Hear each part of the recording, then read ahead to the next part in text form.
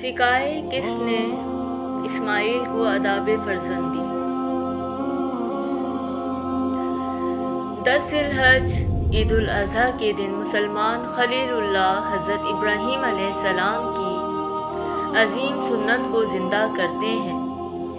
یوں تو حضرت ابراہیم علیہ السلام کی ساری زندگی عظیم الشان قربانیوں سے آراستہ ہے، مگر باحکم خداوندی اپنے لاڈلے فرزند حضرت اسماعیل علیہ السلام کے نازک و نرم خوبصورت نورانی گلے پر اپنے ہاتھ مبارک سے پوری قوت کے ساتھ تیز دھار چھری چلانا ایسی لامثال منفرد قربانی ہے کہ تعمیل حکم و اطاعت خداوندی کی ایسی مثال نہیں ملتی۔ عجیب منظر تھا جب باپ نے اپنے نوعمر فرزند سے پوچھا، اے میرے بیٹے، میں نے خواب میں دیکھا کہ میں تجھے ذبح کر رہا ہوں، بتا تیری مرضی کیا ہے؟ حضرت ابراہیم علیہ السلام نے اپنے بیٹے سے یہ رائے اس لیے نہیں پوچھی تھی کہ اگر بیٹے کی رائے ہوگی تو ایسا کروں گا، ورنہ میں اپنے بیٹے کو ذبح نہیں کروں گا۔ ایسا ہرگز نہیں، بلکہ حضرت ابراہیم علیہ السلام نے رائے اس لیے پوچھی تھی کہ یہ معلوم ہو جائے کہ اللہ کے حکم کے بارے میں بیٹے کا تصور کیا ہے۔ حضرت اسماعیل علیہ السلام کی فرما برداری دیکھیے، وہ بیٹا بھی تو کوئی عام بیٹا نہیں تھا، وہ بھی آخر خلیل اللہ کا فرزند ارجمند تھا۔ اگر باپ خلیل اللہ کے مرتبے پر فائز تو بیٹے کے سر پر بھی ذبیح اللہ کا تاج سجنے والا تھا، کیونکہ آپ علیہ السلام کی سلب اطہر سے آقائے دو جہاں تاجدار انبیاء شفیع روز و جزا جناب حضرت محمد مصطفیٰ صلی اللہ علیہ وآلہ وسلم اپنے نور مبین سے اس جہاں کو دائمی روشنی سے منور کرنے والے تھے، اس لیے وارث نبوت نے بھی اطاعت کی حد کر دی۔ آپ علیہ السلام نے اپنے باپ کے آگے سر کو جھکا دیا اور یہ بھی نہیں پوچھا کہ ابا جان مجھ سے کیا جرم سرزد ہوا ہے، میری خطا کیا ہے جو آپ مجھے موت کے حوالے کرنے جا رہے ہیں۔ قربان جاؤں اس بیٹے پر جس نے نہایت عاجزی اور انکساری سے اپنے باپ کے آگے گردن جھکاتے ہوئے جو کلمات اپنی زبان سے ارشاد فرمائے وہ قیامت تک نسل انسانی کے لیے مشل راہ بن گئے۔ قرآن کریم میں ارشاد باری تعالیٰ ہے کہ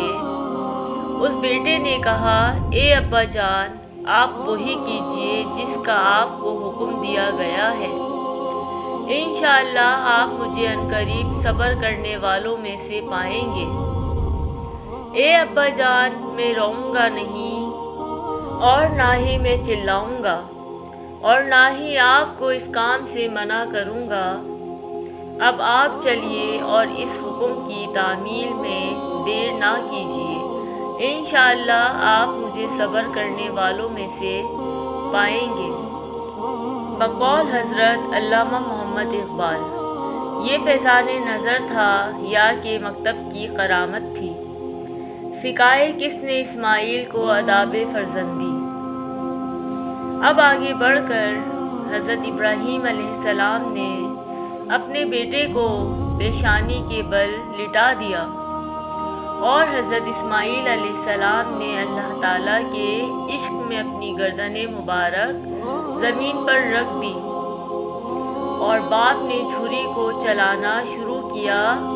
تو آسمان دنیا کے فرشتے پہلی دفعہ اطاعت خداوندی اور تسلیم و رضا کا یہ عالیشان منظر دیکھ کر ششدر رہ گئے۔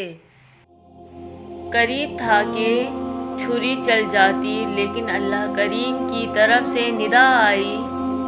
اے ابراہیم، تم نے خواب کو سچ کر دکھایا، یہ ایک بڑی آزمائش تھی، تم اس میں کامیاب ہوئے اور اللہ تعالیٰ نے جنت سے حضرت اسماعیل علیہ السلام کے بدلے قربانی کے لیے ایک دمبا بھیج دیا، اور یوں یہ سنت ابراہیمی قیامت تک ہر صاحب استطاعت پر واجب کر دی گئی۔ حضرت زید بن ارقم رضی اللہ تعالی عنہ فرماتے ہیں کہ صحابہ کرام نے عرض کیا، یا رسول اللہ صلی اللہ علیہ وآلہ وسلم، یہ قربانی کیا ہے؟ آپ صلی اللہ علیہ وآلہ وسلم نے فرمایا، یہ تمہارے باپ حضرت ابراہیم علیہ السلام کی سنت ہے۔ انہوں نے عرض کیا کہ یا رسول اللہ صلی اللہ علیہ وآلہ وسلم،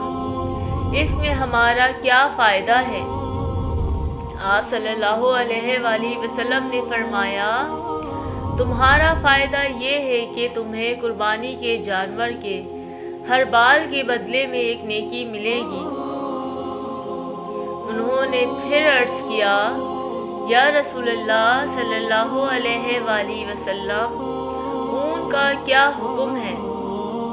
آپ صلی اللہ علیہ وآلہ وسلم نے فرمایا، اون کے ہر بال کے عوض میں بھی ایک نیکی ملے گی۔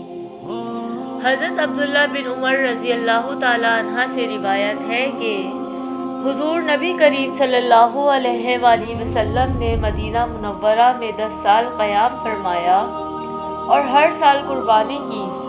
حضور اقدس صلی اللہ علیہ وآلہ وسلم نے فرمایا، قربانی کے دن کوئی نیک عمل اللہ تعالیٰ کے نزدیک قربانی کا خون بہانے سے بڑھ کر محبوب اور پسندیدہ نہیں۔ ہمیں چاہیے کہ عید الاضحیٰ کے ایام میں پورے ذوق و شوق کے ساتھ سنت ابراہیمی زندہ کرتے ہوئے اللہ تعالیٰ کی راہ میں قربانی کریں، اور عید الاضحیٰ کی خوشیوں میں غربا و مسکین اور محتاجوں کو بھی شامل کریں، اور رسمی رکھ رکھاؤ کو بالائے طاق رکھتے ہوئے غریب لوگوں کو بھی گلے سے لگائیں گے، کیونکہ سچی خوشی تو وہی ہے جو آپ کو رد عمل کے طور پر ملے، اور جب کسی دکھی، غریب، کمزور کو سینے سے لگایا جاتا ہے تو اس سے یقیناً مسرتوں میں اضافہ ہوتا ہے۔ دعا ہے کہ اللہ تبارک و تعالیٰ تمام اہل اسلام کی قربانیوں کو شرف قبولیت عطا فرمائے، آمین۔